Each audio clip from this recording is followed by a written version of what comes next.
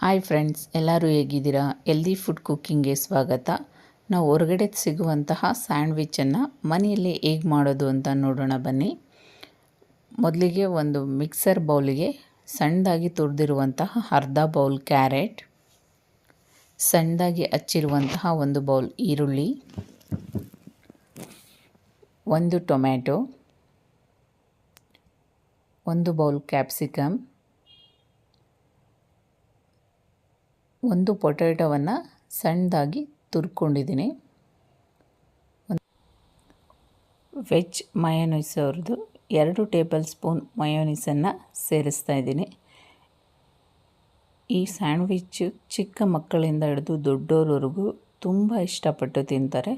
ನಾವು ಯಾವಾಗಲೂ ಹೊರಗಡೆ ಹೋಗಿ ತಿನ್ನೋ ಬದಲು ಈ ರೀತಿ ಮನೆಯಲ್ಲೇ ನೀಟಾಗಿ ಮಾಡ್ಕೋಬೋದು.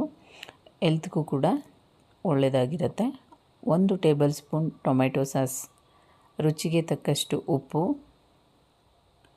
ಇದೆಲ್ಲವನ್ನು ಲೈಟಾಗಿ ಮಿಕ್ಸ್ ಮಾಡ್ಕೊಳ್ಳಿ. ಎಲ್ಲ ಕಡೆ ಮಯೋನೀಸ್ ಟೊಮೆಟೊ ಸಾಸ್ ನೀಟಾಗಿ ಮಿಕ್ಸ್ ಆಗೋ ಥರ.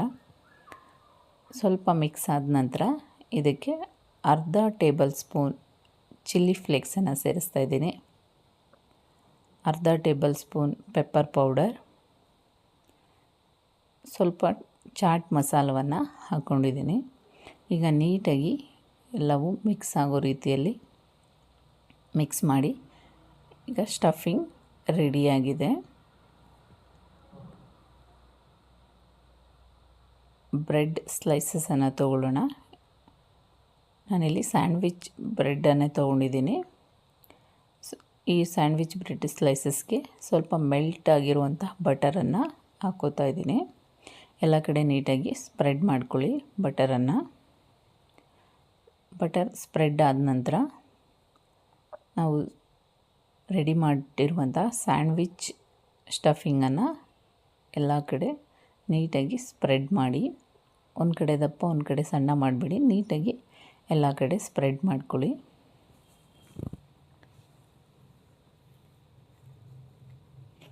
ನಂತರ ಇದಕ್ಕೆ ಒಂದು ಚೀಸ್ ಸ್ಲೈಸಸನ್ನು ಆ್ಯಡ್ ಮಾಡ್ತಾಯಿದ್ದೀನಿ.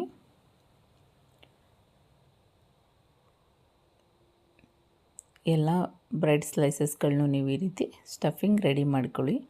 ನಂತರ ನಾನು ಸ್ಯಾಂಡ್ವಿಚ್ ಮೇಕರಲ್ಲಿ ಸ್ಯಾಂಡ್ವಿಚನ್ನು ಮಾಡ್ತಾಯಿದ್ದೀನಿ. ಇನ್ ಕೇಸ್ ನಿಮ್ಮ ಹತ್ರ ಸ್ಯಾಂಡ್ವಿಚ್ ಮೇಕರ್ ಇಲ್ಲ ಅಂದರೂ ತೊಂದರೆ ಇಲ್ಲ, ಇದನ್ನು ತವದಲ್ಲಿ ನೀಟಾಗಿ ಬೇಯಿಸ್ಕೋಬೋದು. ನಾನಿಲ್ಲಿ ಸ್ವಲ್ಪ ಪ್ರೆಸ್ ಮಾಡ್ತಾಯಿದ್ದೀನಿ ಇದನ್ನು. ಸ್ವಲ್ಪ ಪ್ರೆಸ್ ಆಗಿದೆ. ನಾನೀಗ ಇದಕ್ಕೆ ಬಟರನ್ನು ಆ್ಯಡ್ ಮಾಡ್ತಾಯಿದ್ದೀನಿ. ಮೇಲ್ಗಡೆ ಸ್ವಲ್ಪ ಬಟರನ್ನು ಹಾಕ್ಕೊಂಡಿದ್ದೀನಿ. ನೀವು ತವ ಮೇಲೆ ಬೇಯಿಸ್ಬೇಕಾದ್ರೆ ಬೇಕಾದರೆ ಹಾಕ್ಕೋಬೋದು. ಈಗ ಇದನ್ನು ಲಾಕ್ ಮಾಡ್ತಾಯಿದ್ದೀನಿ. ಅಲ್ಲಿ ಗ್ರೀನ್ ಕಲರ್ ಇರೋವಂಥ ಲೈಟು ಆರೆಂಜ್ ಕಲರ್ ಬರಬೇಕು. ಈಗ ನೋಡಿ, ಆರೆಂಜ್ ಕಲರ್ ಬಂದಿದೆ.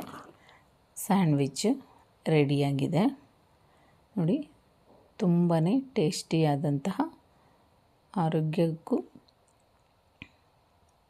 ಒಳ್ಳೆಯದಾಗಿರುವಂತಹ ಸ್ಯಾಂಡ್ವಿಚ್ ರೆಡಿಯಾಗಿದೆ. ಈ ರೀತಿ ನಾವು ಮನೆಯಲ್ಲೇ ಮಾಡಿಕೊಡೋದ್ರಿಂದ ಹೊರಗಡೆ ಹೋಗಿ ತಿನ್ನೋ ಅವಶ್ಯಕತೆಯೇ ಇರೋದಿಲ್ಲ. ನೀವು ಒಂದು ಸಲ ಟ್ರೈ ಮಾಡಿ ನೋಡಿ. ನೀವು ಯಾವಾಗಲೂ ಮನೆಯಲ್ಲೇ ಮಾಡಿಕೊಂಡು ತಿಂತೀರ, ಅಷ್ಟು ಚೆನ್ನಾಗಿರುತ್ತೆ ಟೇಸ್ಟು ಕೂಡ. ಇದನ್ನು ನಾನು ಕಟ್ ಮಾಡಿ ತೋರಿಸ್ತಾ ಇದ್ದೀನಿ ನೋಡಿ. ತರಕಾರಿಗಳಾಗಿರ್ಬೋದು, ಚೀಸು ಎಲ್ಲವೂ ಕೂಡ ನೀಟಾಗಿ ಬೆಂದಿದೆ. ಚೀಸ್ ಕೂಡ ಮೆಲ್ಟ್ ಆಗಿದೆ. ಟ್ರೈ ಮಾಡಿ. Thank you.